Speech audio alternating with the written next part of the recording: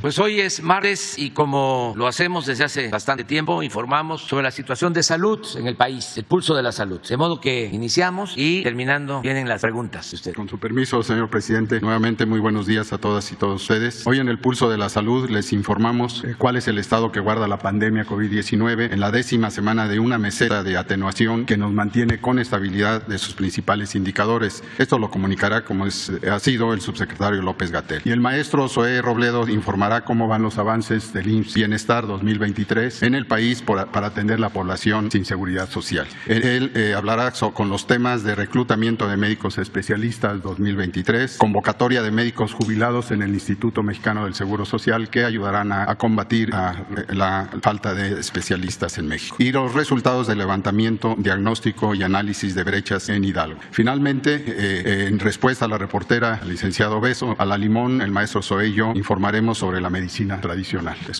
Con su permiso, presidente. Maestro Alcocer, estimado director general del IMSS, muy buenos días tengan todas y todos ustedes. Informo brevemente sobre la situación de la pandemia COVID-19 en México. Como hemos estado comentando, desde que inició el año 2023, ya 11 semanas atrás, hemos tenido un periodo de reducción de la transmisión del virus SARS-CoV-2. Sin embargo, en las 5 semanas más recientes se aprecia que esta reducción ocurre, podemos ver la imagen, ocurre a una velocidad menor que la que tuvo en las primeras 6 semanas del año. Y esto es principalmente a expensas de la zona centro del país, en donde la megalópolis tiene este comportamiento epidemiológico. Son 6 entidades federativas en esta situación. El resto de las entidades federativas tienen una reducción a parámetros mínimos de la transmisión del virus. Por su parte, la hospitalización se ha mantenido también con ocupación muy pequeña, pero con poca variación en las últimas 4 o 5 semanas, donde permanecen 5% la ocupación hospitalaria de camas generales y 1% las camas para personas críticamente enfermas. Por último, y muy importante, es que la mortalidad se ha mantenido con tendencia a la baja. También la velocidad de reducción ha sido menor en las últimas 4 semanas, pero ciertamente se mantiene en el mínimo histórico que se ha tenido desde el inicio de la pandemia. Seguimos en la vacunación de niñas y niños de 5 a 11 años de edad. Gracias. Con su permiso, señor presidente, muy buenos días a todas y a todos, doctor Alcocer, doctor López-Gatell y a todos quienes nos ven. Como todos los martes, informamos sobre el avance del IMSS Bienestar, esta institución de la Cuarta Transformación para la atención médica de las personas que no tienen seguridad social. Hemos hablado a lo largo de estos últimos meses y años ya sobre uno de los grandes desafíos, que es la falta de médicas y médicos especialistas que hay en el país. Desde hace muchos años se formaban menos médicos de los que el propio sistema necesitaba, por consecuencia pues se contrataban menos y hacían falta en muchas de las unidades. Hemos llevado a cabo varias estrategias y hoy queremos presentar una de las últimas que hemos llevado a cabo, la más reciente, la semana pasada. ¿Se nos pueden poner? Este es lo que hemos comentado sobre cómo estaba la situación de las plazas que se ofertaban para médicos que querían hacer su especialidad a través del examen nacional de residencias médicas. En 2019 eran 4,637 para médicos que se forman en las residencias del IMSS. Para este año se ofertaron 9,040, es decir, subimos mucho más del doble lo que se está formando. Y también de los que egresaban, pues antes egresaban al año 3,960 médicas y médicos especialistas que buscaban ser cargados por las diferentes instituciones. Ya en 2023 fueron más, fueron 5,600. La diferencia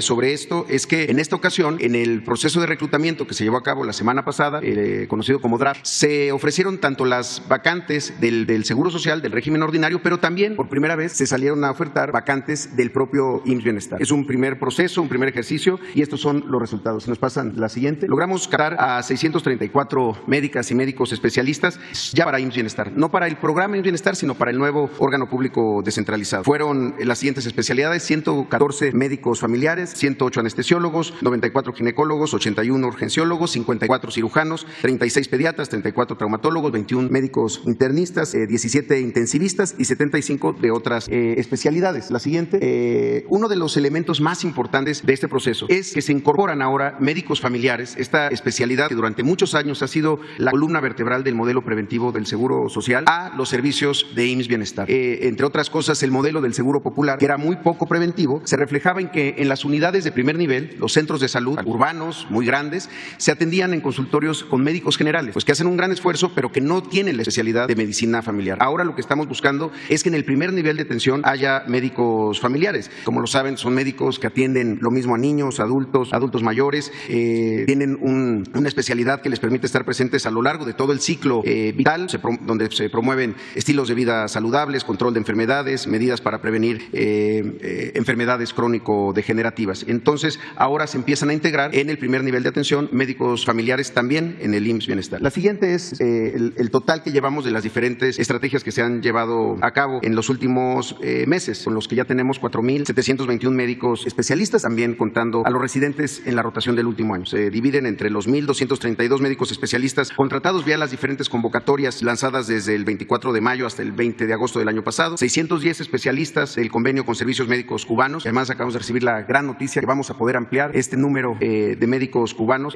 casi al doble, con 600 médicos y médicas más, con servicios de salud de Cuba, 188 que fueron reclutados con las otras convocatorias internacionales y que empiezan su trabajo en abril, y también los médicos residentes de último año de las especialidades básicas, las especialidades troncales, que están ya en diferentes hospitales, en 232 hospitales del IMSS Bienestar, y ahora con los 634 especialistas que se incorporan en esta jornada de reclutamiento que se llevó a cabo la semana pasada. En la siguiente es la distribución con las diferentes estrategias de cada uno de los estados. Aquí se ven que es para los estados que ya están en el proceso de federalización, que están ya con los convenios con el IMSS Bienestar y que van a ver incrementados de manera importante el número de especialistas desde Michoacán hasta el estado de Morelos. Y aún así necesitamos generar otras estrategias. Por eso hoy estamos anunciando lo siguiente. Se trata de una convocatoria que vamos a hacer para los médicos jubilados. Médicos jubilados del Seguro Social en particular. En el IMSS hay 27.398 médicos especialistas que se han jubilado a lo largo de los años. 287 de ellos son menores de 55 años. 9.659 tienen entre 56 y 65 años. 13.000 que tienen entre 66 y 75 años. Y 3.800 que tienen más de 76 años. Los médicos del Seguro Social en esta modalidad van a tener la oferta de incorporarse al IMSS Bienestar, toda vez que el nuevo órgano público descentralizado, IMSS Bienestar, forma parte del apartado B del artículo 123 de la Constitución. ¿Esto qué significa? Que van a poder tener al mismo tiempo su jubilación sin necesidad de renunciar a ella o ponerla en suspensión, y van a poder al mismo tiempo tomar alguna de las bases para la consulta externa, para alguna plaza de cirugía, incluso para cargos normativos en la dirección de hospitales o de unidades de primer nivel del nuevo IMSS Bienestar. Esta convocatoria la va a iniciar el 21 de marzo, y estamos seguros que van a ser muchas y muchos quienes van a poner su sabiduría, toda su experiencia de toda una carrera profesional, pues al servicio ahora de lo que más necesitamos, que estén en hospitales del IMSS Bienestar, que antes eran de la Secretaría de Salud y que en muchos casos pues carecían por completo de médicas y médicos especialistas. Los detalles los vamos a publicar en la página donde hemos hecho todos estos procesos, médicosespecialistas.gov.mx. Estas son las diferentes especialidades que tienen el grupo de médicos jubilados. La siguiente, por favor. Ahí está la convocatoria. La siguiente. Como lo hemos hecho en otros estados, un estado más que se suma al proceso de federalización hacia el IMSS Bienestar es el estado de Hidalgo. La semana pasada estuvimos con el gobernador Julio Menchaca, con el doctor Jorge Alcocer, presentando estos resultados del levantamiento diagnóstico de campo que se llevó a cabo allá en Hidalgo, y algunos de los resultados de las visitas de 17 hospitales, entre los cuales hay 8 hospitales generales, 7 hospitales integrales comunitarios, un hospital de tercer nivel, que es el materno infantil de Pachuca de Soto, además de pues un número muy importante de unidades de primer nivel que fueron visitadas. En Hidalgo se tienen 628 camas sensables en los diferentes hospitales. Se observa que se tienen muchas necesidades, sobre todo de quirófanos que no están funcionando, salas de expulsión que no están funcionando, autoclaves que sirven para esterilizar el instrumental, que también no están funcionando, y que todo esto deriva pues en la interrupción de los servicios, ya sea de las cirugías, a veces también de la consulta. El estado de Hidalgo, el gobernador Menchaca también llevó a cabo un estudio con la Secretaría de Salud sobre la calidad del agua de los hospitales, que vamos a presentar próximamente, porque encontraron que no había en prácticamente ningún hospital estándares sobre la calidad del agua que se consume en los propios hospitales. Entonces, si hay una situación que atender de manera urgente allá en Hidalgo. Y finalmente, en estas brechas, lo que tenemos son una necesidad de 4.173 profesionales de salud, entre los que se encuentran 1.921 médicos, entre generales y médicos especialistas, 1.900 enfermeras, 349 paramédicos. Se encontraron también la necesidad de hacer 65 acciones de mejora en los hospitales, ya sean impermeabilizaciones, cambio de equipo hidrosanitario, pero también desde habilitar diferentes unidades de cuidados intensivos neonatales, salas de urgencia, peines de laboratorio, en fin. Y sobre el tema de la falta o la necesidad de sustitución de equipo médico, pues encontraron que hay 8,020 equipos necesarios, entre monitores de signos vitales, camas clínicas hospitalarias, carros rojos para las áreas de urgencias, cunas de calor, incubadoras de traslado.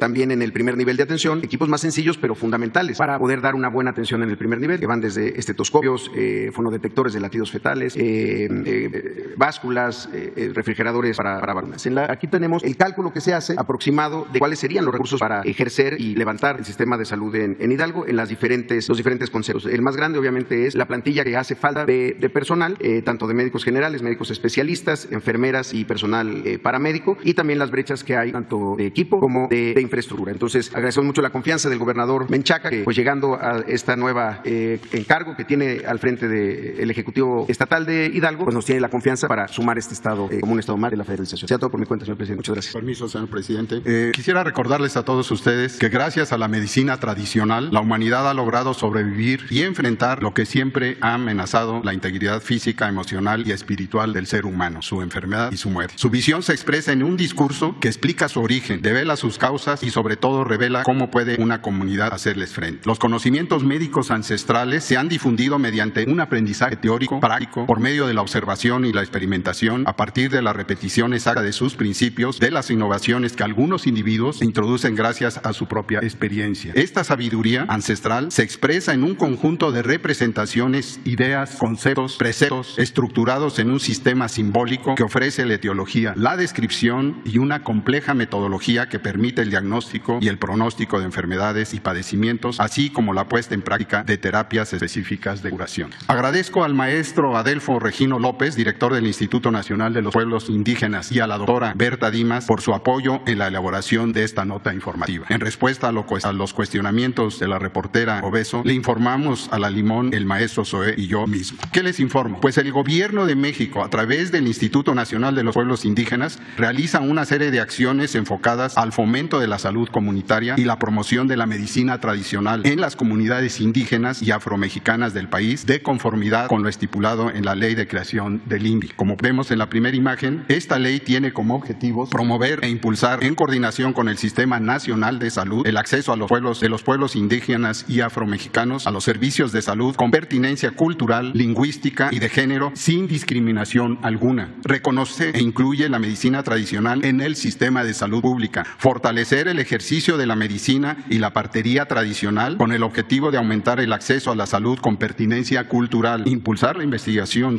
sobre herbolaria, la medicina y prácticas tradicionales de los pueblos indígenas y afromexicanos, y promover en colaboración con las comunidades la difusión y preservación de la medicina tradicional. En la siguiente, ustedes saben que se desarrolló el Programa para el Bienestar Integral de los Pueblos Indígenas, PROBIRI, que plantea la promoción del patrimonio cultural, la medicina tradicional y la comunicación indígena, de proyectos de medicina tradicional para el fomento de la salud comunitaria, establecimiento, rehabilitación, equipar espacios para la práctica, la enseñanza, el ejercicio de la medicina tradicional y la promoción de la salud comunitaria. Se establecen también jardines botánicos y farmacias de plantas medicinales. Algunas herbolarias son conocidas como la de Oaxaca y otras que están afines. En capacitación, finalmente, investigación, promoción y difusión de la medicina tradicional indígena y afromexicana. En esta siguiente lámina se observa que mediante los planes de justicia y desarrollo regional de los pueblos indígenas existen acciones enfocadas a la salud comunitaria y la promoción de la medicina tradicional en las comunidades del país, y se muestran 13 de ellas cuyos nombres no leo por cuestión de tiempo y de falta propia de la dicción. En la siguiente, en esta administración, a través del Programa para el Bienestar de los Pueblos Indígenas, se ha realizado una inversión de 28,300,000 pesos para apoyar 164 proyectos de fortalecimiento de la medicina tradicional, y se han apoyado a 256 promotores comunitarios en 24 entidades federativas. En la siguiente, como parte de la integración y formación del personal, se ha apoyado a 129 promotores de medicina tradicional con una inversión de 10,600,000 pesos para que realicen acciones de prevención y de comunicación con las comunidades. Y finalmente, en la siguiente, ejemplos de lo realizado son otros más. Está el Hospital de Medicina Tradicional en Calpulalpan, un orgullo de los oaxaqueños que alberga a los médicos de la región, pero también ayuda a preservar los saberes ancestrales de la medicina tradicional, así como 2 centros de salud en La Concordia y en el Camalote del municipio de Ayutla, en los Libres de Guerrero. El objetivo, por lo tanto, es claro: contribuir con la práctica y el fortalecimiento de la medicina tradicional en compañía de la Secretaría de Salud. Muchas gracias. Ahora el maestro Zoé les va a continuar con el punto de la partería.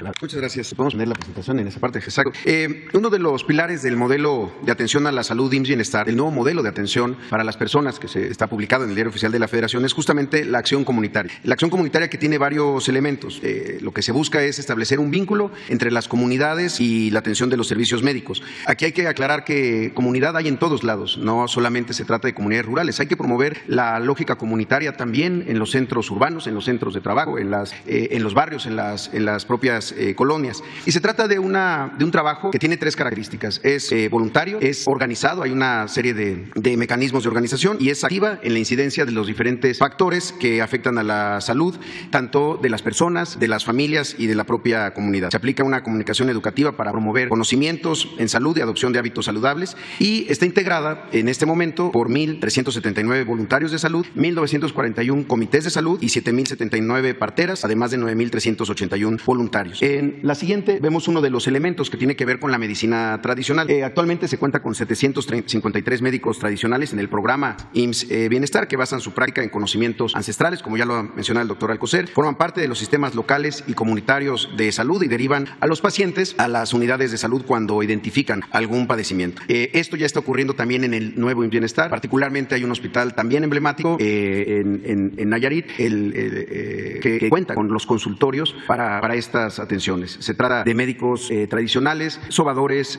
hueseros, hierberos, curanderos, parteras y también otras especialidades que están incorporados ya a este proceso. Y en particular sobre la partería, que podemos pasar a la siguiente, desde el 1979 en el IMSS se inició el trabajo con las parteras. Hay un total de 7,079 parteras voluntarias que realizan las siguientes acciones. Promueven el uso de métodos anticonceptivos, derivan los partos de alto riesgo a las unidades, identifican a las mujeres embarazadas, promueven mucho todas las consultas que tienen que haber antes del alumbramiento, orientan sobre los cuidados que debe de haber durante el embarazo, también llegan a atender partos de bajo riesgo, vigilan el puerperio, promueven la lactancia materna y además pues reciben una orientación bimestral en temas de salud. Y un elemento muy importante, en muchos de los casos, además de la enfermería, la partera pues es el vínculo lingüístico con las comunidades, es decir, son bilingües, hablan los idiomas indígenas que permiten una atención médica mucho más fluida. Solamente para dar un caso, en 2022 las parteras se encargaron de 4,290 partos, que representan el 5% del total de los partos del programa IMSS Bienestar. Y finalmente, un elemento que también se está incorporando es el de la acción comunitaria, es decir, la participación de la comunidad en comités de salud. Son comités de 8 personas que se interesan por la salud de la comunidad y realizan diversas actividades como visitas domiciliarias, sesiones informativas, gestiones de recursos y obras para mejoras o solución de problemas,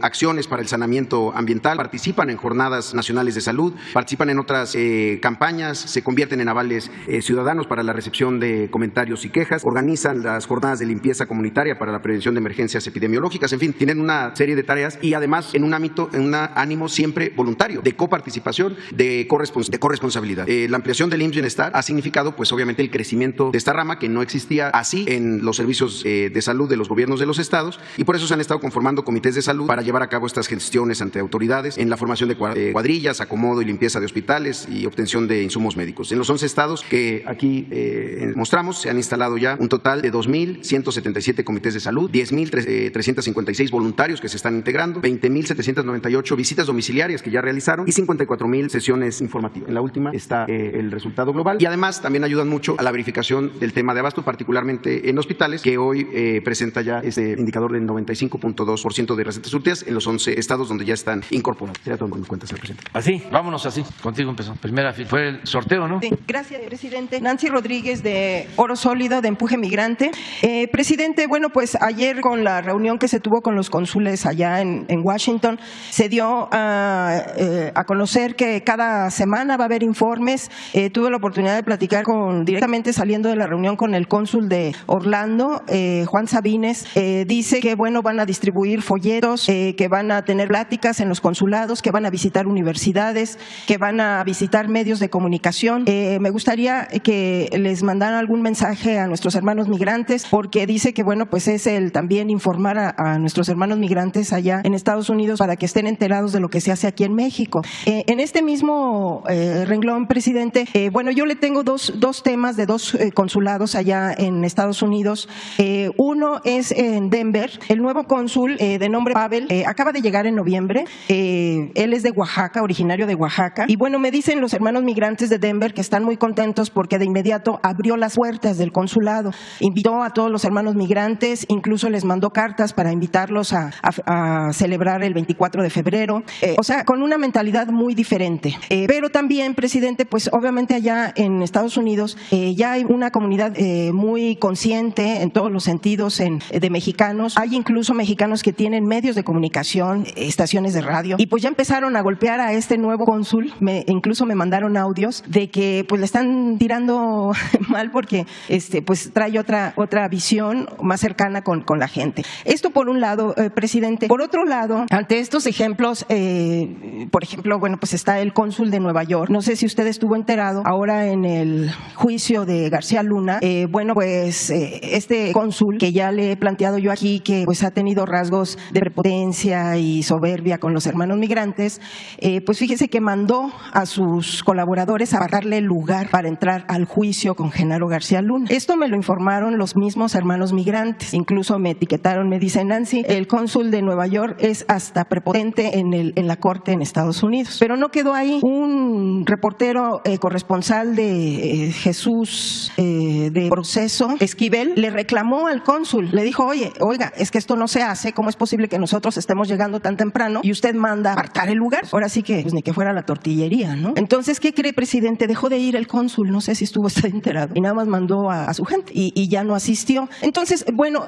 presidente, con este tipo de actitudes de algunos cónsules, que me gustaría conocer su punto de vista en relación a estos dos contrastes, y a raíz de lo que se dio a conocer ayer, ¿qué posibilidades hay de que efectivamente se dé este informe, así como se va a dar cada 8 días con el canciller, que también aquí en la mañanera se le informe a nuestros hermanos migrantes, porque ellos están muy, muy atentos, y de ser posible, pues incluso conocer a estos cónsules, porque hay que recordar que pues son cónsules que pues muchas veces ni la cara los conocemos. Ya ve que el año pasado no me dejaron entrar a la reunión que tuvieron de los consulados, estuvo completamente hermético, es una burocracia dorada que pues muchos se siguen operando así. Entonces, ¿qué posibilidades hay de que también ellos pues a lo mejor pudieran venir e informar, por ejemplo, este nuevo cónsul de Denver, y también que sienta el respaldo de su gobierno en relación a esto? Por otra parte, presidente, también fíjese que hay unos hermanos migrantes de California que desafortunadamente fueron pues desfalcados, fueron pues abusados por unos supuestos inversionistas de Jalisco, y es algo muy dramático, presidente, porque fíjese que iban periódicamente estos señores de Jalisco a pedirles dinero para invertir aquí en México y en bienes raíces y en inversiones, y bueno, pues resulta que los desfalcaron, la mayoría de ellos hasta por $1 millón, y fíjese que ahora resulta que el que los desfalcó, el que los defraudó, se suicidó, pero pues obviamente ellos no pueden venir a México, no saben cómo rescatar su dinero. Estamos hablando de más de 600 hermanos migrantes en Estados Unidos, y sobre todo, ¿sabe qué, presidente? Que circularon estas fotografías del supuesto suicidio, y pues ¿cómo les hacen llegar esas fotografías? Muy dramáticas, ensangrentado el señor. Entonces, si podría usted dar alguna apoyo a todos estos hermanos, porque pues imagínense, hay unos que ya están mayores, y pues $1 millón pues para todos, ¿no? Es mucho, o sea, imagínense. Entonces, también eso, en primer lugar, presidente, si me permite, en cuanto al tema de nuestros hermanos migrantes. Bueno, apoyamos en este caso. Vamos a pedirle al encargado de atención a migrantes de la Secretaría de Relaciones Exteriores que atienda este caso. Ahora nos das más información para establecer comunicación con ellos, si te parece. Sí, claro, gracias. Y me gustaría mucho. Perdón, sí. el supuesto, no el supuesto, el que se suicidó, que les mostraron las fotos, se llama Luis Osvaldo Espinosa. Y bueno, es muy cercano con políticos de allá de Jalisco, y bueno, él es el que supuestamente se suicidó y ya se desapareció. Está bien, presidente, gracias. Lo vemos, sí. Y me gustaría, no sé, Jesús, si tienes el video que seguramente se pasó ayer en Washington, porque sería bueno que ustedes, sobre todo quienes nos están viendo, conozcan lo que se está haciendo en México para combatir el narcotráfico, el consumo de drogas, la manera en que se está combatiendo la corrupción, la impunidad, porque es muy importante informar. Ayer hablábamos de que ante la avalancha de desinformación, de manipulación más que nada, tenemos que estar informando, y uno de los pocos espacios que tenemos para hacerlo es esta conferencia. Entonces tenemos que aprovechar para informar. Tenemos la fortuna de que esta conferencia la ven muchos mexicanos, incluso la ven en Estados Unidos, paisanos. Entonces vamos a ver si podemos transmitir este video que seguramente se dio a conocer ayer ya en Estados Unidos. ¿Sí lo están buscando? Bueno, adelante si quieres. Sí, gracias, presidente. Mire, por otro lado, presidente, la doctora Beatriz Zapata Rendón es una investigadora científica del Instituto Mexicano del Petróleo. Ahora que llegó usted en el 2018, bueno, pues ella se armó de valor. Ella es científica de muchos años, 20, casi 30 años, ahí en el instituto, y presentó denuncias sobre la corrupción en el Instituto Mexicano del Petróleo. Entonces, fíjese que ha sufrido pues acoso laboral, la suspenden por 3, 4 semanas, un mes, no le pagan. Entonces, bueno, pues ahora ella no quiere que termine su gobierno, el de usted, y que no pueda ella obtener justicia. Ya sea ella ha denunciado Comité de Ética y de Prevención de Conflictos de Interés del Instituto Mexicano del Petróleo, también ha presentado a la Secretaría de Energía y también ha presentado ante la Secretaría de la Función Pública, y pues no ha obtenido respuesta. Entonces, si es posible que también le pudiera dar apoyo su gobierno, presidente, para que pues dejen de acosarla, porque ella es una investigadora científica y pues la dejan sin salario hasta un mes por represalias. Por una parte. Y por otra parte, presidente, también fíjese que nos pidió el señor Rogelio Hernández Reyes. Él es un custodio de Almoloya. Hizo este libro, incluso se lo dedicó a usted, El Palacio de las Mariposas Negras, Memorias de un Custodio en Almoloya. También sufrió tortura, sufrió pues acoso, y presentó él unas denuncias, tampoco ha obtenido respuesta, y obviamente, bueno, pues él tiene aquí memorias con convivencia con el Chapo y con varios que estuvieron ahí en Almoloya, y pues también quisiera ver si le pudiera apoyar para que sus denuncias pues se resuelvan, y le dejo aquí el libro porque viene dedicado a usted. Muy bien, pues mira, el jueves va a estar aquí informando Rocío Nal, la secretaria de Energía, y también viene el director de Pemex, Octavio Romero. Que venga la doctora, que esté esperando para que hable con Rocío Nal. Incluso, si se puede, que empiecen ya a establecer comunicación para que se atienda. Sí, presidente. Y lo del libro lo vemos, y la denuncia, esto con Rosa Isela Rodríguez. El libro está dedicado para usted. Me quedo yo con él. Sí, y son memorias de las pláticas que él tuvo con el Chapo, incluso estuvo él presente en uno de los episodios de las fugas. Entonces, pues está muy interesante el libro. Y bueno, mientras alcanzan el video. ¿Ya lo tienen? A ver, de una vez. Ya. México y Estados Unidos son naciones que comparten una historia y frontera en común, que constituye la base de una sólida relación bilateral, la cual ha privilegiado el interés para atender los problemas que afectan a ambos países. El narcotráfico es un tema que produce ganancias desbordadas para la delincuencia organizada, lo que le permite corromper cualquier esfera de la sociedad y promover un mercado ilícito de drogas y armas que generan violencia y muertes en los dos países. El gobierno federal atiende las causas que originan la violencia con 14 programas sociales, dentro de los cuales los que más influyen sobre las causas que originan la violencia son: Jóvenes Construyendo el Futuro, Becas para el Bienestar Benito Juárez de Educación Básica, Media Superior y Superior, Programa de Niñas y Niños Hijos de Madres Trabajadoras, Pensión para el Bienestar de Adultos Mayores, Sembrando Vida, Producción para el Bienestar, entre otros, con lo cual se garantiza la educación, salud y seguridad alimentaria en las comunidades más necesitadas de México. En las últimas décadas, ambas naciones han implementado los siguientes mecanismos de cooperación: Certificación antidrogas, procedimiento implementado unilateralmente por los Estados Unidos de América de 1986 a 2002, para certificar a nuestro país en el combate a la producción y tráfico de drogas. Iniciativa Mérida, firmada el 3 de diciembre de 2008, fue un esquema de asistencia en materia antidrogas que incluía evaluación unilateral de resultados. El poco éxito de estos instrumentos permitió que el fenómeno del narcotráfico evolucionara al narcomenudeo, que actualmente provoca un grave problema de adicciones a las drogas sintéticas, principalmente entre la juventud. De esta forma, surge el entendimiento bicentenario, que representa un cambio en el paradigma de la relación bilateral en seguridad, con un enfoque sustentado en una relación colaborativa entre pares, que privilegia acciones basadas en la confianza, respeto mutuo y responsabilidad compartida, como socios iguales y soberanos. En este sentido, el Gobierno de México, desde el inicio de la actual administración, mantiene el compromiso de garantizar la seguridad para la construcción de la paz de la población, a través de esfuerzos permanentes con las instituciones encargadas para la seguridad pública, habiendo obtenido una disminución generalizada de los índices delictivos en el país y el incremento en aseguramientos, decomisos y detenciones, lo que repercute favorablemente en ambos países, sin que el entendimiento bicentenario represente una condición para la actuación de las autoridades mexicanas. Con estas acciones, también se previene que las organizaciones criminales perjudiquen a los pueblos y permite que los delincuentes sean llevados a la justicia. El esfuerzo por acotar el trasiego de drogas y armas es compartido por las diferentes instituciones encargadas de la seguridad pública en México, cada una en su ámbito de competencia. Por ejemplo, la Secretaría de la Defensa Nacional materializa de manera permanente 3 barreras de contención en todo el territorio nacional, y no solamente en la frontera norte, estableciendo 55 puestos militares de seguridad, con más de 1.600 elementos. Por otra parte, para la protección del espacio aéreo, el sistema de vigilancia e intercepción aérea impide el ingreso de aeronaves ilícitas que en la generalidad transportan droga. En relación al tráfico de precursores químicos que provienen principalmente de Asia, se incrementó de 4 a 72 sustancias vigiladas que son usadas para drogas sintéticas. Adicionalmente, desde marzo de 2021, la operación de las aduanas recae en personal de las Fuerzas Armadas, lo que ha coadyuvado a fortalecer su control y contener el tráfico de armas y drogas desde y hacia los Estados Unidos de América. En específico, se han adquirido equipos de revisión no intrusiva, lo que ha permitido un incremento en la capacidad de revisión de mercancías, así como la migración de tecnología de rayos gamma a rayos X. En materia de protección portuaria, la Secretaría de Marina tiene bajo su responsabilidad 102 puertos y 15 terminales marítimas, de los cuales 20 son vigilados por unidades navales de protección portuaria y 97 puertos por los mandos navales.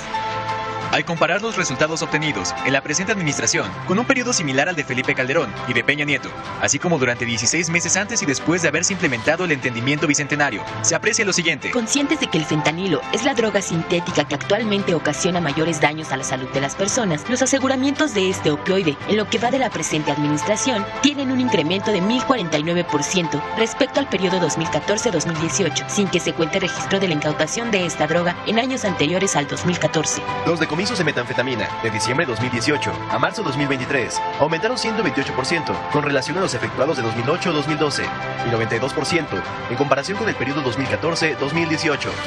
Los aseguramientos de cocaína en la presente administración registraron un incremento de 628% respecto a los realizados de 2008 a 2012 y 147% con relación al periodo 2014-2018. La inhabilitación de laboratorios clandestinos de diciembre de 2018 a marzo de 2023 aumentaron 58% en comparación con el periodo 2008-2012 y 153% respecto a 2014-2018. Para detener la producción de drogas sintéticas y fentanilo, en trabajo coordinado con la COFEPRIS y otras agencias de regulación, se ha implementado una serie de regulaciones innovadoras para fortalecer el control de precursores en México. En 2021, se publicó una lista de 72 sustancias de uso dual que no estaban reguladas previamente. Asimismo, en 2022 se diseñó y lanzó un sistema de registro y vigilancia digital para rastrear en tiempo real el uso de precursores en el país por parte de la industria nacional y así prevenir desvíos al crimen organizado. Como resultado de estas y otras acciones, de 2019 a 2022, se han asegurado 1.256 toneladas de precursores químicos y 4.4 millones de unidades de medicamentos controlados. La detención de personas vinculadas a la delincuencia organizada, que permite atacar las redes criminales en su conjunto, presenta hasta marzo 2023 un notorio incremento de 59% respecto al periodo 2008-2012 y de 136% respecto a los años 2014-2018. Un aspecto sobresaliente lo constituye las detenciones de objetivos relevantes, producto de labores de inteligencia, siendo 1.447% mayor que las registradas de 2008 a 2012 y 137% en comparación con el periodo 2014-2018, destacando la detención de 22 líderes y generadores de violencia, entre los que se encuentran 7 miembros del Cártel del Pacífico y 6 del Cártel Jalisco Nueva Generación. Respecto al aseguramiento de armas, de diciembre 2018 a marzo 2023, se registra un incremento de 65% respecto al periodo 2014-2018, destacando el decomiso de armas calibre 50, los cuales aumentaron 61% en esta administración. Sin embargo, el 70% de los homicidios en México se siguen cometiendo con armas que provienen de los Estados Unidos de América.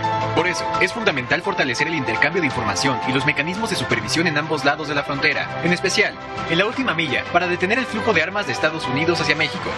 En este sentido, si solo se controlara el trasiego de armas o la venta de armas de alto poder como calibre 50, fusiles de asalto y otros, con ese solo hecho se debilitarían las organizaciones criminales, no se enfrentarían a las autoridades y sería más fácil actuar en contra de ellas. El dinero obtenido por la venta de drogas en ese país permite a las organizaciones delincuenciales adquirir armas y fortalecer su estructura criminal en México, logrando un empoderamiento que genera violencia y muertes, convirtiéndose en un ciclo constante que tiene un impacto binacional. No obstante, la preocupación y esfuerzos realizados por México para acotar la producción y el trasiego de drogas, a fin de evitar su consumo en el país, con especial atención a la juventud, el flujo de armas procedente de los Estados Unidos registra un importante incremento. Por ello, y con base en la responsabilidad compartida, se considera que el gobierno de los Estados Unidos de América tiene la capacidad seguridad para incrementar sus acciones y alcanzar los compromisos contraídos con motivo del entendimiento bicentenario. El incremento en los aseguramientos de armas en México es el único indicador que tenemos para apreciar las acciones que se realizan para evitar el flujo hacia nuestro país, sin que exista un mecanismo que proporcione información respecto a las acciones que se adoptan en los Estados Unidos de América para disminuir el fenómeno delictivo y de salud pública en ese país. Cabe señalar que los resultados obtenidos por el Gobierno de México son públicos y pueden ser consultados en las páginas oficiales del Secretariado Ejecutivo del Sistema Nacional de Seguridad Pública y del Centro Nacional de Planeación, Análisis e Información para el Combate a la Delincuencia. Aunado a lo anterior, el Ejecutivo Federal, a través del Gabinete de Seguridad, difunde quincenalmente los resultados obtenidos en materia de seguridad pública, puntualizando sobre los aseguramientos de drogas, armas, vehículos, inmuebles, numerario, laboratorios clandestinos, detenciones, entre otros. Nuestro país es respetuoso de la soberanía sobre las acciones que realiza el gobierno de los Estados Unidos de América para enfrentar el tráfico ilícito de drogas y armas, por lo que no suele cuestionar sus resultados, atendiendo al principio de no injerencia de nuestra política exterior. Por ello, y para vincular de mejor manera los esfuerzos entre los gobiernos de México y Estados Unidos de América, en el marco del entendimiento bicentenario, se propone fortalecer los canales de comunicación que permitan el intercambio de información y de resultados, buscando con ello la materialización conjunta de acciones específicas y concretas que brinden bienestar y seguridad a los habitantes de ambos lados de la frontera. Gobierno de México. Sí, gracias, presidente. Bueno, pues nada más su opinión en relación a estas actuaciones de estos cónsules, el nuevo de Denver, Pavel Meléndez Cruz, y en contraste con el de Nueva York, Jorge Islas. Y ya por último, presidente, hay una persona, una mexicana muy humilde de Chalco, del Estado de México. Ella es Emma Bustamante Uriostegui. Ella solicitó una visa humanitaria para viajar a ver a su hermana mayor que tiene Alzheimer y le dio COVID en Estados Unidos, porque ella no puede pues viajar. Y fíjese que le dieron cita para septiembre del 2024. Entonces, bueno, aparte de que tardó mucho para sacar su pasaporte, pues como hasta el 2024 y su hermana está muy enferma, es mayor, no sé si habría alguna posibilidad de que le agilizaran su visa humanitaria para ir a ver a su hermana. Y lo de los cónsules, presidente. Sí. Gracias. Bueno, vemos lo de la solicitud de la visa humanitaria para que pueda ir lo más pronto posible, ¿no? Y acerca de los cónsules, pues son criterios, ¿no? Yo sí conozco a Pavel y sé que es una gente muy comprometida porque ha estado trabajando con el pueblo desde hace muchos años, toda su familia. Él es del Istmo de Tehuantepec, entonces seguramente allá pues se encontró con muchos paisanos y es bien recibido. No tengo opinión sobre el otro cónsul. Estamos buscando que todos cumplan con su responsabilidad. En general, bien, todos los cónsules, y Marcelo Ebrard está cuidando eso, de que los cónsules ayuden. En el caso de los cónsules, incluso de embajadores de carrera, pues han actuado bien, de manera profesional. Desde hace tiempo, México tiene un buen equipo en el servicio exterior, una muy buena tradición diplomática. Y en el caso de los cónsules que están en Estados Unidos, atienden a los migrantes, unos más, otros menos, pero tengo hasta conocimiento de cónsules que traen en sus carros sillitas para bebés porque tienen que proteger a muchos niños migrantes abandonados, y esto lo hacen los cónsules. Sí, yo creo que Marcelo podría explicar bien sobre esto y vamos a procurar de que cada vez sea mejor el servicio consular, es decir, que se atienda cada vez más a nuestros paisanos, que debemos de protegerlos, apoyarlos, que no sean maltratados y que sientan toda nuestra solidaridad, que no están solos, pues tienen el apoyo de todos los mexicanos y del gobierno. Muy bien, adelante. Gracias, presidente. Esteban Durán, Vanguardia de Veracruz. Presidente, ante los últimos acontecimientos que han sucedido, en donde se menciona algunos medios imparciales, otros objetivos, y se puntualizó, se agudizó más bien con el juicio a Genaro Luna, se menciona que México ha perdido en ese sentido. Usted ya mencionó en este espacio que no ha sido así, pero ha habido una gran polarización, presidente. Parece ser que México está dividido en dos, en donde ha habido descalificaciones, en donde ha habido dudas, en donde se ha puesto en tela de juicio a las autoridades judiciales, a las electorales, a las instancias policíacas, etcétera. Presidente, ¿no habría que un llamado de unidad que usted lo hiciera a los diversos sectores sociales para que de esa manera ya no hubiera tanta polarización, para que de esa manera se pusiera ya, hubiera objetividad en este sentido y se explicara tanto de un lado como de otro cómo están las cosas en el sentido electoral, en el sentido judicial, presidente? Y que de esta manera México, los pobladores, los millones de mexicanos no tuvieran ese contrapunteo como ha sucedido en diversos estados de la República. República. Igualmente, bueno, pues con estas marchas como la del domingo, donde se mencionaba que los soldados han sido minimizados, han sido despojados pues de su poder pues para poder responder al crimen organizado y de esta manera no sean humillados, presidente. Un llamado a que quizá no sea un pacto, porque un pacto sería tener el compromiso, sino simple y sencillamente la unidad a todos los sectores, presidente, al sector político, al sector empresarial, a la sociedad en sí, presidente. Esa sería mi primera pregunta. Es que nosotros tenemos una alianza con el pueblo, no tenemos ningún problema, no hay diferencias con la gente. Hay un sector, una élite que defiende al antiguo régimen de corrupción, de injusticias, de privilegios, que son los que no están conformes, pero esto también es normal. ¿Para qué querer que todos pensemos de la misma manera? Eso no es democracia. Tenemos que aceptar de que pues hay quienes tienen una manera de pensar, una forma de ser, y esto no significa polarización ni cosa por el estilo. Yo les diría que hasta debemos celebrar que la gente se manifieste, que los del domingo que marcharon, que se les respeten sus derechos de manifestación, de libre expresión de las ideas, el derecho a disentir, defender sus causas. En una dictadura no se podría hablar. Bueno, imagínense que en una dictadura se permitiera insultos a la autoridad, como se dan todos los días a mi persona. No pasa nada. Lo que hay que entender es que estamos viviendo, afortunadamente, un proceso de transformación. Yo desde siempre hablé de que se habían llevado a cabo 3 grandes transformaciones en la historia de nuestro país. La independencia, cuando esos 2 curas rebeldes, Hidalgo y Morelos, humanistas, lucharon no solo para que México fuese un país libre e independiente, sino sobre todo para que se aboliera la esclavitud y se viviera en una sociedad igualitaria.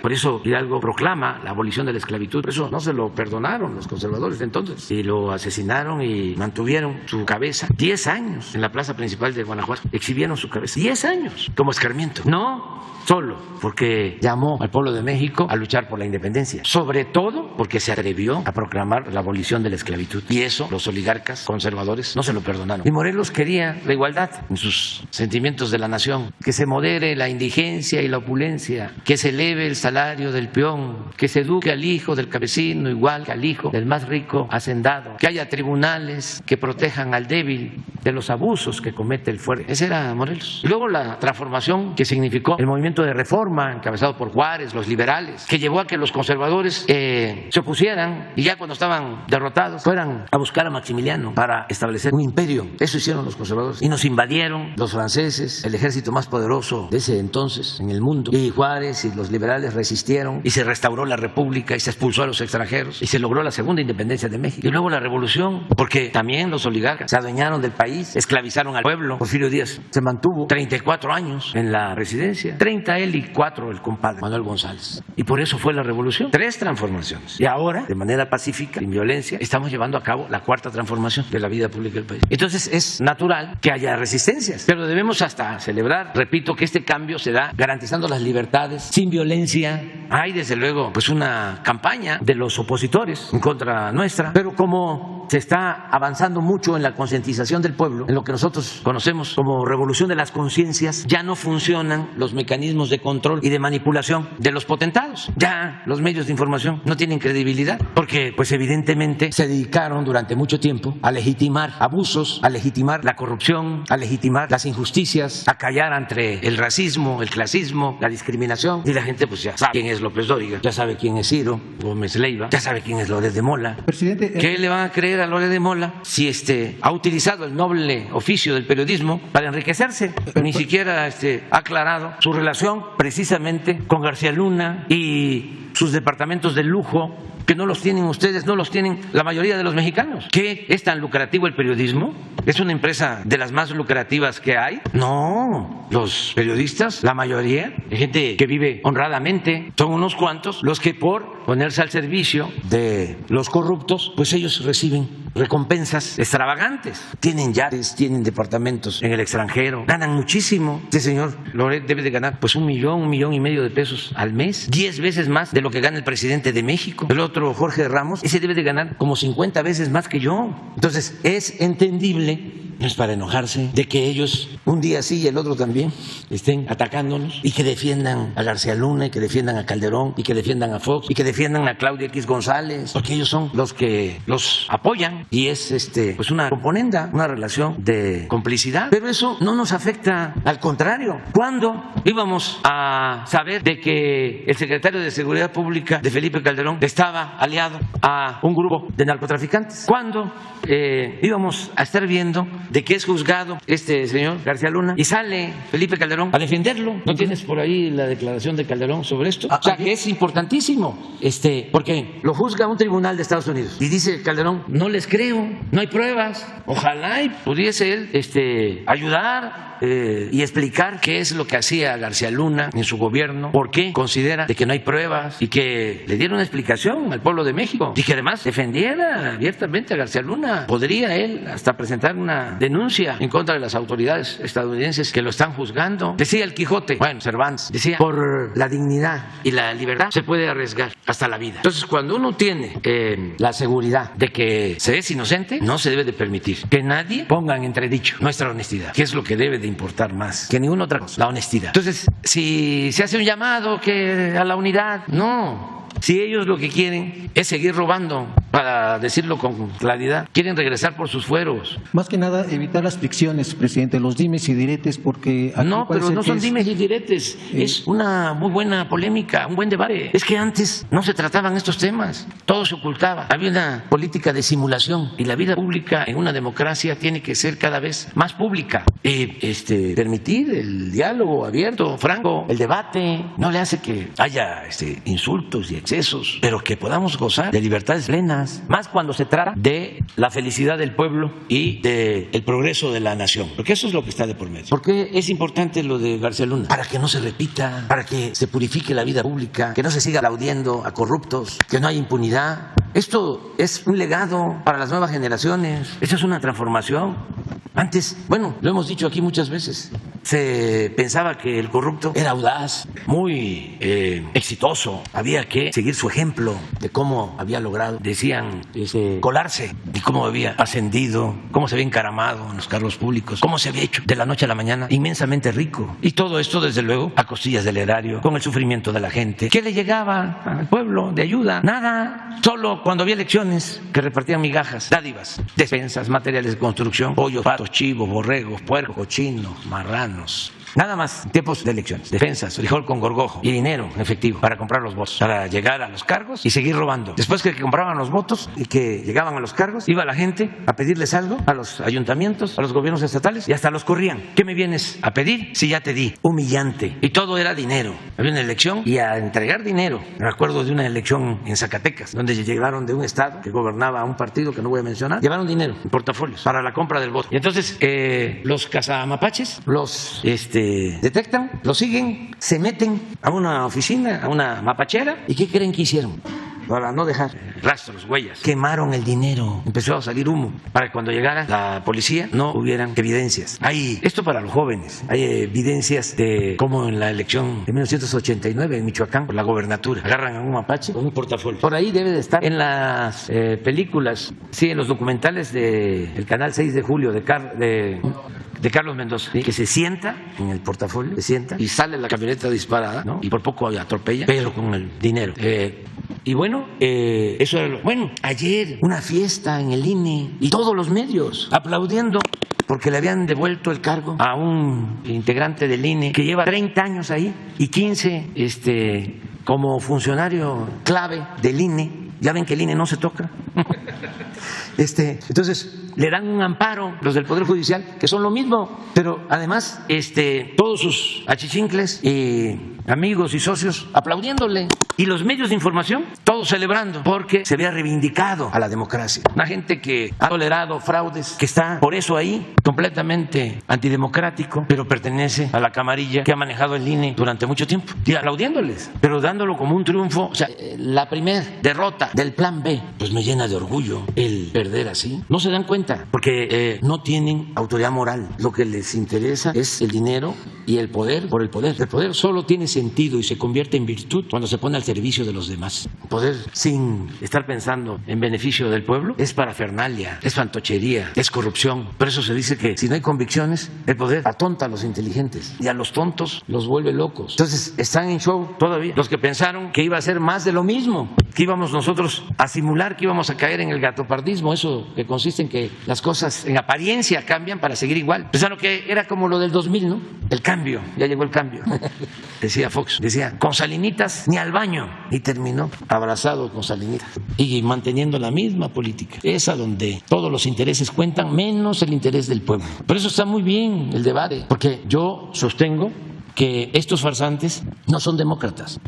Son empleados de oligarcas. Ellos no defienden la democracia, defienden la oligarquía, el gobierno de la minoría, el gobierno de los ricos. Y la democracia es el gobierno del pueblo, es el gobierno de todos. Eso es lo que está en el fondo. Y todo lo demás es una gran simulación. Pero qué bueno que se están ventilando todas estas cosas. ¿No tienes lo que dijo Calderón? Que es interesantísimo. Soy un hombre de leyes y desde luego respeto las resoluciones de los tribunales cuando actúan conforme a derecho.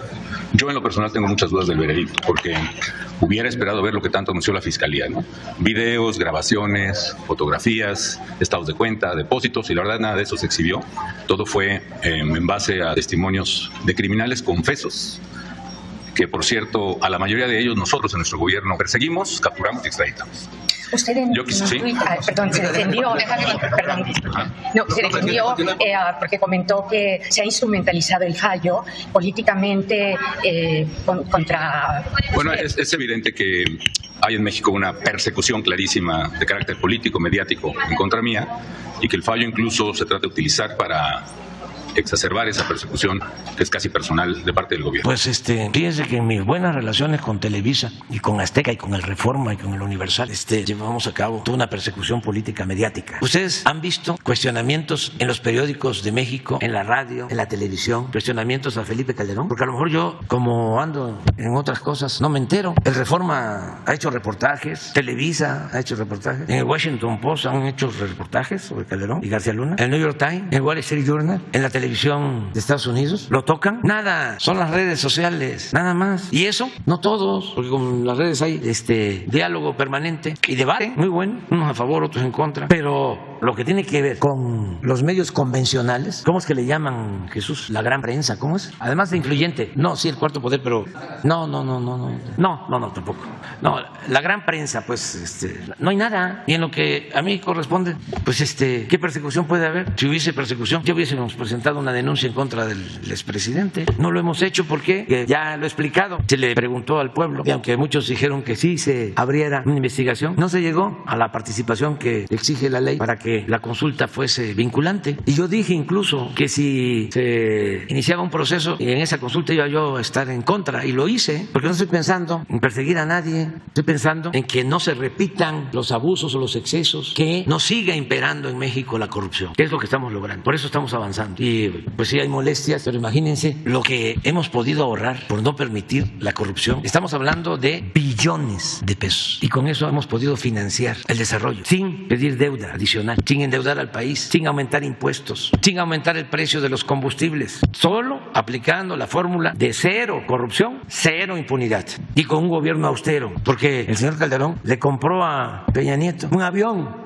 de lujo que no le hemos podido vender, aunque todavía está en proceso de venta. Pero imagínense un avión que, de acuerdo al último avalúo, 100 millones, 92 o 100 millones de dólares, nada más eso. Y el caso de García Luna es importantísimo y tiene mucho que ver con el pensamiento conservador, que es muy autoritario y muy violento, el pensamiento y la acción de los conservadores. Querer resolver todo por la fuerza. Yo me enfrento y declaro la guerra y los acabo, los arraso. Y miren en la que nos metió. Pero bueno, esperemos que García Luna reaccione y que le haga un servicio al país, a pesar de los pesares, y que hable, porque también nos va a ayudar mucho a que el PAN deje de estarnos pidiendo que nos alineemos a la DEA, y nos va a ayudar mucho también para que los legisladores de Estados Unidos, del Partido Republicano, no estén planteando de que debe de entrar la DEA, es más, el ejército estadounidense a nuestro territorio para combatir a narcotraficantes considerados terroristas en una franca actitud intervencionista, violatoria de nuestra soberanía. Sería muy bueno que hablara García Luna, que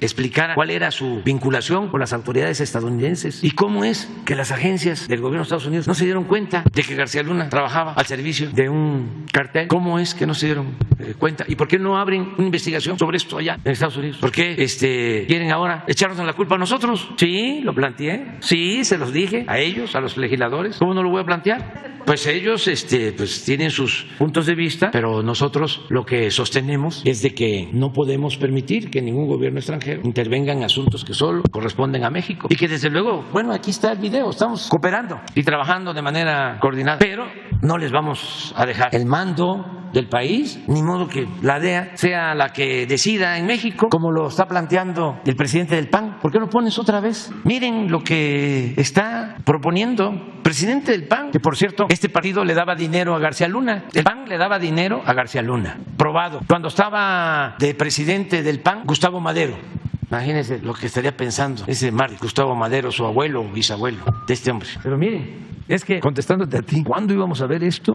Si la característica de la derecha en México, la única doctrina de la derecha es la hipocresía, su verdadera doctrina. Entonces, todo lo escondían, todo era simulación. Y ahora no, ahora está brotando lo que realmente son. Están saliendo sus falsedades como los hongos después de la lluvia. López Obrador debe reconocer su rotundo fracaso en materia de seguridad, corregir y retomar la necesaria colaboración con la DEA para combatir a los carteles del narcotráfico que generan muerte, violencia, intranquilidad a la familia mexicana. Esa es la recomendación. ¿Por qué no nos dice cuál era el trato con García Luna? ¿Por qué le daban dinero a García Luna? Sí, pero hay, ayer hicieron una investigación los de, sin embargo, y es más claro. Bueno, aquí está, Partido de Acción Nacional. Esto es lo que está documentado. 1.160.000 pesos a esta empresa que es de García Luna. Legalmente, 80% de las acciones son de él y el 20% de su esposa. Pero además, el presidente del PAN se atreve a decir en una entrevista, si no se alinea López Obrador a la DEA, le va a pasar lo mismo que a García Luna. Le contestaría yo como expresa a veces en mi estado, en mi tierra, en mi agua. ¿Hay mojo, maestro? Nada. Hay mojo, maestro, ni que fuese yo Calderón. Presidente, ahora que prácticamente el COVID ya se redujo, ya quedó minimizado y la mayoría de la población está vacunada, pues vienen los eventos presenciales. A ver, espérame, nada más para terminar.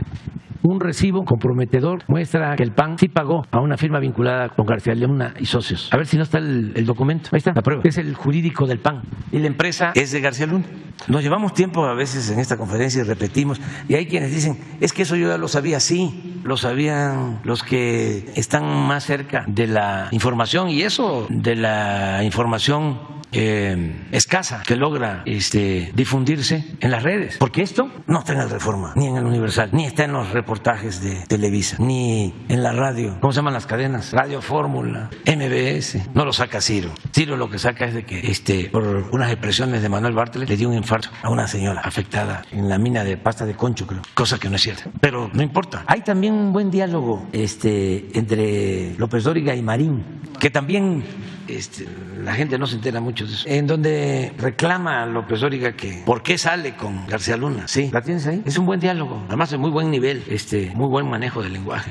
A ver, adelante. Gracias, presidente. Le comentaba que después de que ya prácticamente el COVID se dio, ya la mayoría de la población está vacunada, los eventos presenciales ya regresan. Hay 4 eventos muy importantes que se van a realizar en marzo y en junio. El primero de ellos es el 18 de marzo, que con motivo de la explotación petrolera, bueno, pues usted va a encabezar aquí en el Zócalo capitalino. Igualmente, habrá 2 grandes eventos para el sector energético, la Expo Oil and Gas México en Villahermosa, Tabasco, que busca el fortalecimiento precisamente de Pemex y de la CFE, así como el Congreso Mexicano del Petróleo 2023, a realizarse del 7 y 10 de junio en el Centro Internacional de Convenciones y Exposición Campeche 21. Ante este anuncio, presidente, en donde se busca la autosuficiencia energética del país, ¿usted asistirá, presidente? Ya fue invitado, expondrá ahí, apuntalará de cierta manera lo que siempre usted ha dicho de que hay haya una autosuficiencia y de que Pemex sea independiente y de esta manera, bueno, pues México obtenga los ingresos que mucho tiempo se robaron atrás. Otro evento muy importante, presidente, es el 22 y 23, igual de este mes, se llevará a cabo una convención de casinos en Santa Fe. Usted, al principio de su administración, mencionó que no iba a haber ya autorización para abrir casinos. Sin embargo, estos han crecido. Y si bien han sido una importante fuente de empleo, presidente, también ha sido un semillero para la delincuencia organizada. ¿Y por qué le comento esto? Porque un casinero de Tamaulipas, de nombre Dionisio Isla del Tesoro, así como muchos más, denunciaron que fue extorsionado y posteriormente despojado de su negocio. Tuvo que abandonar, como muchos otros más, su poco patrimonio que le quedaba. Tuvo que irse a Texas a refugiarse. Y hasta el momento ha habido denuncias, se ha entregado carpetas, se ha entregado pruebas y nadie le ha hecho caso. Y para cómo, presidente, viene esta convención de casineros 22 y 23 de marzo. Con esto, presidente, se le da luz verde ya a la obtención de licencias para que se abran más casinos, presidente. No deben de abrirse casinos.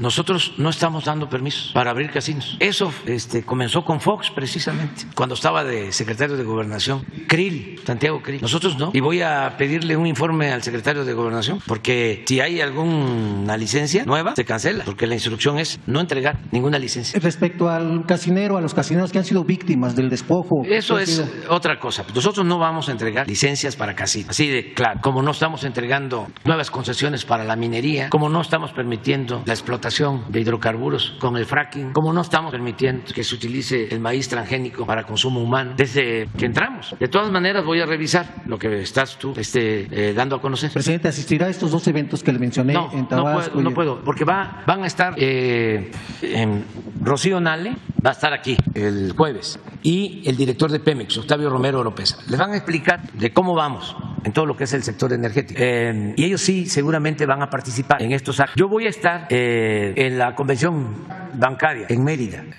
Va a ser el jueves. El jueves voy a estar en la tarde en Mérida, y al día siguiente, viernes, vamos a tener la reunión de seguridad y la conferencia de prensa en Villahermosa el viernes, porque además voy a pasar a visitar Dos Bocas y Minatitlán el viernes. Y el sábado, qué bueno que lo señalaste, el sábado es 18 de marzo, todos al Zócalo, nos vamos a congregar en el Zócalo el 18 de marzo. Les pido a todos que participen. 18 de marzo, 5 de la tarde, Zócalo. Tenemos que reafirmar nuestra independencia, nuestra soberanía, recordar esa decisión histórica del general Cárdenas de recuperar el petróleo que Porfirio Díaz había entregado a extranjeros, y que gracias a esa decisión México contó con petróleo para su independencia económica, para su desarrollo, el petróleo como palanca del desarrollo nacional. Luego vinieron malos gobiernos, sobre todo estos últimos, que entregaron parte del petróleo, nada más que no les dio tiempo de consumar la política entreguista, y se está recuperando la soberanía energética, y eso es lo que vamos a celebrar el día 18. Y invitamos a todos, aunque volvemos a lo mismo, ni modo que los conservadores, que cuando se expropió el petróleo estuvieron en contra, estuvieron a favor de las empresas extranjeras, ni modo que ellos vayan con nosotros al Zócalo. Pero mucha gente sí va a asistir, y aprovecho para invitar el sábado. Nos vemos a las 5 de la tarde. Finalmente, presidente. ¿Tienes ya? El domingo regresamos a el sureste. Vienen legisladores. Es ver la plática esta de alto nivel. Es que todo viene. Y tú le todo viene porque un en la mañanera, porque la primera vez que me echó la lámina para sacarme del tema, estaba yo diciendo que para evitar el presidente el tema del Día Internacional de la Mujer, o sea, el día siguiente, el jueves 9, había dicho desde el día anterior, la mañanera va a ser en el búnker. Invéntalo del búnker. En el búnker de lo que fue la Secretaría de Seguridad, que ahí sigue funcionando, ¿sí? Ahí en Constituyentes. Sí. Y entonces, ahí van, entonces ya solo se habló del búnker. Y entonces estos infames miserables del gobierno, de la presidencia, sí, presidente, de gente que trabaja con usted, hace un video fascista donde nos denuncia a Loret, a ti y a mí, que fuimos con fotos al lado de García Luna, que fuimos a los periodistas amigos que visitaron el búnker. Ay, qué pendejo. ¿Sí? No sabe que somos reporteros. Bueno, pues no sabe, pero él tiene que quedar bien con el presidente, ¿no? Y entonces reproduce eso. ¿Y por qué no sacó fotografías de nosotros con López Obrador o con algunos de sus funcionarios? Yo también he visto, no sé, a Ebrard, a quien quieras. ¿Y por qué chingados no se exhibe así? A ver, no se exhibe. No, pero lo hace como denuncia. A ver. Sí, denuncia, sí. Denuncia es fascista. Pero mira lo que le contesté, Carlitos. Ay, la mamá del Chavo.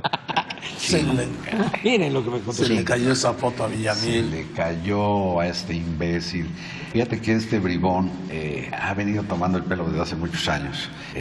Fue inclusive corresponsal maletón de una publicación donde yo estuve 22 años y pico. Y nunca se le tomó en serio y después hizo carrera y se acomodó en el cuatroteísmo a partir de su vocación de lamezuelas y es un sectario que se conduce con la idiota idea de que es de izquierda. Pero tienes razón, es un protofascista local, es de alguno de los estados del centro, es un miserable y la sociedad mexicana le está pagando, por cierto, el otro día me enteré, pues no, poco dinero, alrededor de 140,000 pesos al mes, para que haga las chingaderas. La tarea sucia, que se le da.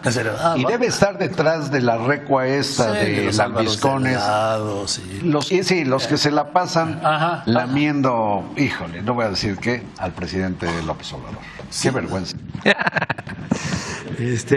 Miren, una vez más voy a contar lo del saludo a la mamá de Guzmán Loera. Estamos haciendo un camino, que por cierto ya debe estar por concluirse, de Badiraguato a Guadalupe y Calvo, Chihuahua. Badiraguato es Sinaloa y Guadalupe y Calvo es Chihuahua. Estamos haciendo ese camino en la sierra. Como otro que ya también terminamos, que es de Tamazula, que es el límite de Sinaloa con Durango. Tamazula es Durango. Ahí nació el primer presidente de México, Guadalupe Victoria, en Tamazula, Durango. Ese camino va de Tamazula a Canelas, Durango. Se están haciendo estos caminos como otro de San Ignacio, Sinaloa a Tayoltita, Durango también, porque es una zona marginada, abandonada completamente. Y estamos ahí trabajando con programas de bienestar. Ahí se está aplicando en toda esa región el programa Sembrando Vida. Y se están dando opciones para que la gente no se vea en la necesidad de sembrar marihuana o amapola. Es toda una labor que se está haciendo de desarrollo. Entonces voy a una supervisión a ese camino de Badiraguato allá a Guadalupe y Calvo. Y en lo más alto, ahí se pasa muy cerca de una comunidad que se llama Las Tunas, que ahí vive la mamá de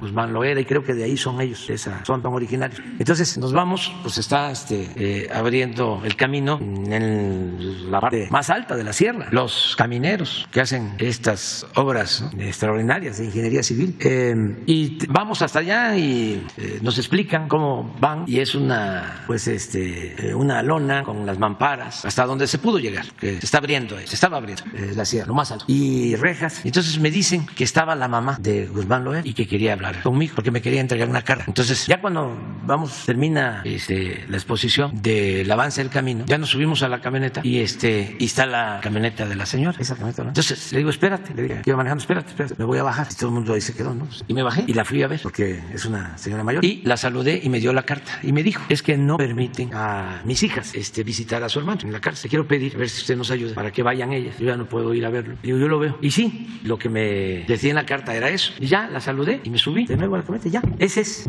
el gran vínculo, ¿no? El gran escándalo. Bueno, la carta fue tan en privado todo y en secreto todo que se la entregué a la Secretaría de Relaciones Exteriores para que la hicieran llegar al embajador de Estados Unidos. Luego contestaron de la embajada que sí le iban a dar la oportunidad a una de las hermanas de Guzmán Loera para que lo fuera a ver. O sea, fue un trámite. Pues eso es la contestación que me hizo López Dóriga, ¿no? Ese saludo, como se los estoy exponiendo. Yo no tengo nada de qué avergonzarme. Yo no establezco relaciones de complicidad con nadie. Por eso resisto. Si no, ya me hubiesen destruido. No se puede participar en un proceso de transformación sin autoridad moral. Imagínense enfrentar una mafia como esos. Los jefes de estos, porque esos son voceros, los cabos de capos del poder económico, que eran los dueños de México. A veces son más prudentes los de la cúpula, los de arriba, que los achichincle. Esos son los que se sienten más ofendidos. Porque los de arriba, de mero arriba, pues lo único que les preocupa es, a ver, ¿estoy perdiendo dinero en mis negocios? No, ya no estoy ganando lo que ganaba antes, pero sigo haciendo negocios y sigo obteniendo utilidades razonables. Entonces son más respetuosos. Pero los segundones, los que están al servicio de los machuchones, son los más molestos, irritados. Son como ciertos sectores, ¿no?, de la clase media, aspiracionistas. O los ladinos que abandonan sus orígenes, reniegan de sus orígenes y se transforman. A veces se vuelven hasta los más soberbios en contra de su clase y de los de sus culturas. Se avergüenzan, ¿sí? Y se dan baños de pureza y se sienten superiores, se sienten, yo les llamo, de la moronga azul. Bueno, vamos, adelante. Presidente, ha habido varias denuncias de que sistemas y equipos de videovigilancia y protección y demás centros de seguridad de las cámaras que se encuentran en diversas zonas, no solamente de la Ciudad de México, sino de otros estados, pues no han funcionado. Igualmente, ha habido una publicación donde Genaro Villamil publicó en Proceso un reportaje titulado Seguridad, Servicios de Eficiente y Ganancias Millonarias, en donde denunció que la empresa comenzó a tener éxito gracias a los contratos que la Comisión de Agua del Estado de México le otorgó durante la gestión de David Korenfeld, quien también fue titular de la Comisión Nacional del Agua al inicio de la administración de Peña Nieto. Esta empresa pues se convirtió en un monopolio, presidente, en las cuales, trabajó en al menos 20 entidades del país. Fue la consentida de Peña Nieto durante su administración. Igualmente se le vinculó a Genaro García Luna, por la cual pues recibió millones de pesos en contratos del gobierno federal, estatales y municipales. Ha sido también objeto de varios reportajes donde se han denunciado irregularidades, malos manejos de la empresa, así como la falta de entregas de equipo y sobreprecios, actos de corrupción y fraudes, deudas millonarias que afectaron los sistemas del C5 en Tamaulipas, Michoacán, Sonora, Sinaloa, Chihuahua, así como en la Agencia Nacional de Aduanas, entre otros, y en las cuales se sabe que también está participando en el proceso de contratación para Quintana Roo y Campeche. La mayoría de estos contratos se han otorgado por adjudicación directa por cuestiones de seguridad nacional, y a pesar de que mucha de la información está reservada por la misma naturaleza del contrato, es bien sabido que de la mala reputación de esta empresa seguridad. Presidente, ¿hasta cuándo se va a dejar de contratar este tipo de empresas que han tenido irregularidades, que han tenido fallas, donde se han cometido corrupción y donde sigue ligado con Genaro García Luna? Pues debe de desaparecer.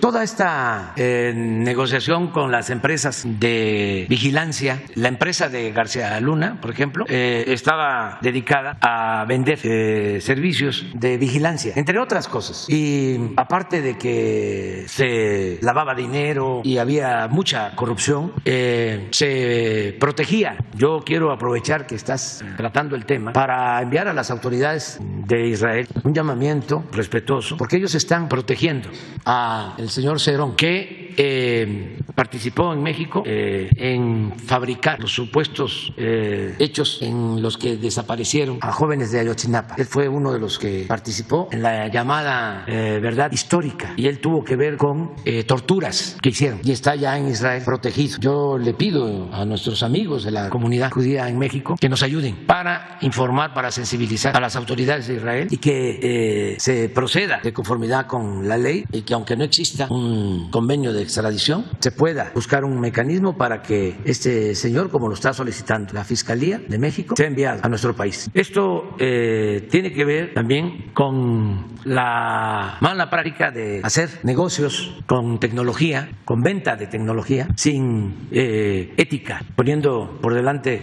el interés de lucro. El gobierno de Israel no puede darle protección a un torturador. Ningún gobierno puede. Sí, los que están protegidos o que se fueron para allá, pero a nosotros lo que más nos importa, porque se trata de aclarar lo sucedido con los jóvenes de Ayotzinapa, que es un compromiso que tenemos. Y ya ha pasado mucho tiempo, le envié una carta al ministro de Israel, y han ido de la Fiscalía, fue hasta el subsecretario de Gobernación, y ya lleva un año y no hay respuesta. Entonces, ojalá se atienda a esta petición, y lo hacemos con mucho respeto, pero que debemos, entre autoridades y pueblos que mantenemos relaciones de amistad, ayudar para que no se violen derechos humanos, para que se castigue a quienes violan derechos humanos. Nunca más violaciones a derechos humanos. Jorge Díaz de Ensenada, Baja California, del canal 73 de CNR. Una vez más les agradezco la atención y le quiero yo comentar, presidente, que aún continúa, y voy a ser muy concreto en lo que le voy a exponer para esperar una respuesta de su parte. Hay 2 cajas de ahorro de maestros jubilados, ya lo he comentado en otras ocasiones. Hay un órgano de seguridad social estatal que se llama Iztecali, y una de estas 2 cajas de ahorro se llama Ahorro Magisterial de Ensenada AC, donde se le adeuda 16 millones de pesos. Se han estado muriendo los maestros, se lo he comentado, y también son 190 maestros. También está una cooperativa magisterial, Benito Juárez, donde se le adeuda 19 millones de pesos. Del Iztecali igual, son más de 1,000 maestros. Y ahora, un tema que le quiero yo agradecer, lo que usted ha comentado en otras ocasiones, en otros años que ha estado aquí, el hacer este tipo de informarle a usted el cómo solucionar, el cómo atender y cómo resolver. El Frente Estatal Magisterial por la Jubilación tienen 4 años que estos maestros ya sirvieron sus 30 años, y son más de 1,185 trabajadores de la educación, y no se les ha podido jubilar. Eso es en ese sentido. Y en Isla de Cedros, cada vez que vengo, le he comentado, fíjese que allí en Isla de Cedros, que lo han invitado también, la canasta básica tiene muy altos los costos, son impagables también los costos de pasaje aéreo, el combustible al igual, le solicitan los isleños un medio de transporte más barato como lo de un ferry. Pero preguntarle en esta parte de las cajas de ahorro y también esto que le estoy comentando, y este tema importante en donde el mes pasado, en febrero, le comenté acerca de los autos de procedencia extranjera, un decreto muy bueno, donde se han beneficiado muchas personas y la finalidad de la recaudación también, y se me comentó la propia Secretaria de Seguridad y Protección Ciudadana, Rosa Isela, la cual le agradezco, y también a Jesús Ramírez que nos ha atendido. Este tema que se dio el decreto, lo firmó en Senado usted un 16 de octubre, y se comentó de la ampliación que fenece este 31 de marzo. Yo le quiero preguntar así, si se va a poder ampliar, tomando en cuenta los requisitos, donde en ese decreto original usted mencionaba aquellos vehículos que hayan ingresado antes del 16 de octubre, porque hay muchos vehículos, se lo volví a comentar, que sus vehículos, su serie empiezan con letra, son gente trabajadora, no son ni lujosos ni deportivos, y son carros que han estado circulando en Estados Unidos, también se lo expuse en ese sentido. Y pegadito a esto, el motivo de la recaudación o el producto de la regularización sería, o se está utilizando en los baches, pero los baches en Ensenada, desafortunadamente no me gusta dar este tipo de comentario, ahí vivo, como viven muchas personas, en donde está destrozada la ciudad de las calles, vialidades. Aquí le quiero agradecer a Javier, que me ha estado recibiendo a instrucción de la propia secretaria, por instrucciones suyas, fotos, direcciones, colonias, fraccionamientos, para que se diga en qué se ha gastado ese dinero. Y no nomás en eso, es en el ramo 33, en el ramo 23 y en los convenios que hay entre el gobierno del estado, donde cuando uno va y revalida la tarjeta de circulación, ahí le dice un concepto, contribuciones municipales, pero las calles están destrozadas. Las dos empresas de asfalto, pues es el gran negocio quien esté al frente de una administración municipal. Y hay dos temas de la Secretaría del Trabajo que aún no nos han hablado en ese sentido de la vez anterior. Y del ISSSTE, ¿qué le puedo decir del ISSSTE? En el ISSSTE, en Rosarito, no existe ni siquiera un consultorio, no hay nada en Rosarito. Los que viven en Rosarito tienen que ir hasta Tijuana, y lo que hemos escuchado aquí, el tiempo que tardan en que le den una cita, ¿verdad? Allá también, usted circuló por la carretera hacia el sur, en San Quintín, hizo un comentario, hizo un compromiso, y está una ampliación de la carretera que comprende Exequido, Chapultepec a Mañadero, y me parece que va a estar más rápido la conclusión del Tren Maya, esa carretera que son 6,5 kilómetros. La SICD, pues eso le quiero yo pedir, presidente, que se acelere. ¿Y por qué motivos no se da? Porque sí, de verdad, es una afectación económica, un retraso en 6 kilómetros lineales. También usted ha circulado en la carretera escénica, sé que le ha gustado, de Tijuana a Ensenada, y se está llevando a cabo reparaciones, una zona sísmica ahí, y se ha buscado una ruta alterna. Y disculpe que le esté hablando, porque esto que le comento, como me lo dijo hace tiempo, es de poder ayudar a la gente, de poder solucionarle a la gente. En los ferrocarrileros, el tema de los ferrocarrileros que me lo han pedido, incluso también hay dos temas en Campeche y en Yucatán, que les dieron su jubilación a la mitad y la otra mitad se quedaron con el dinero. Y son tantas cosas que quisiera yo comentárselo, que sé que falta tiempo. Yo le agradezco su atención y una disculpa a mis compañeros por esta exposición. Y aquí viene, aprovecho que está el titular del IMSS, el señor Zoé Robledo, con el cual ya tengo el gusto que lo traté allá cuando anunció el hospital de especialidades en Ensenada. Fíjese nada más una cosa. Ayer en la noche que estaba haciendo todo lo que teniendo la oportunidad, se me daba la palabra como lo está haciendo ahorita, me mandan una foto donde está un teléfono público y gente de la Clínica 32 del IMSS en Ensenada, Baja California, personal de ahí, y le quiero pedir al director, ponen 2 hojas para que a las 3 de la mañana ahí se están poniendo el nombre para atender a 30 personas. Yo creo que es inhumano, y usted lo ha comentado, hay que ser humanistas, hay que ayudar. Eso es lo que le quiero yo exponer. Saber si vamos a tener el decreto, si se va a considerar o no. Y pues también aprovecho en el tema de la salud, que la gobernadora Marina del Pilar presentó una iniciativa, el Congreso se lo aprobó, en donde se está buscando sancionar a los médicos charlatanes que desarrollan una especialidad bariátrica. Hay casos muy claros que aquí se los he puesto. Yo no veo que COEPRIS federal esté haciendo lo propio. Eso es lo que yo le quiero preguntar, presidente. Vamos a tener un decreto o la inclusión, porque incluso le voy a hablar un poquito. En Baja California antes le daban unas placas en donde la gente podría circular nada más en el estado y no podía salir del estado, para evitar eso de que luego se ponen a vender y se desvirtúa lo del decreto. Presidente, gracias, lo escucho. Sí, mira, el martes de la semana próxima vamos a tener la reunión del Gabinete de Seguridad aquí. O sea, se va a informar y Rosa Isela va a informar sobre cómo va el programa de regularización de los miércoles, porque el lunes vamos a estar en Chiapas y el martes en Oaxaca y el miércoles aquí. Entonces, el informe sobre seguridad se va a dar el miércoles de la semana que viene y va Rosa Isela a informar y te van a traer una respuesta sobre lo que estás planteando. Le vamos a pedir a Marina de Pilar y también a la secretaria de Educación que vea lo de los maestros. Ya está tomando nota Jorge Nuño de la ampliación de la carretera. Vamos también a que nos dé una respuesta el ISSSTE acerca de los servicios en Rosarito. Sí, y aquí está Zoe para que te atienda también. Todo lo que planteaste, ¿sí? Y cuando regreses esperemos que ya nos digas esto ya se está atendiendo, está pendiente esto otro y hay que seguir haciendo labor en beneficio de la gente. A Baja California, a los que vivimos ahí, los ha estado atendiendo, le ha estado dando resultados. Sí. Que aquí nos escucha y es venible a tener una problemática con fundamento. Y es muy buena la gobernadora Marina del Pilar. La iniciativa que presentó en la cuestión de sancionar a aquellos médicos charlatanes, les quiero yo pedir por favor al sector salud que se metan un poquito más para que realmente se aplique la justicia en lo que le corresponde al ámbito de ellos. Ya te quedaste. Ya.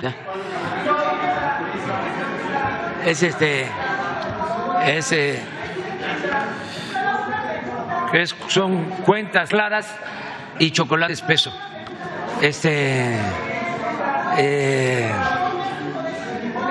Tú vienes mañana. Vienes mañana. Bueno. Sí, pero ya se agotó. Mañana sí seguimos. Vamos a seguir hablando.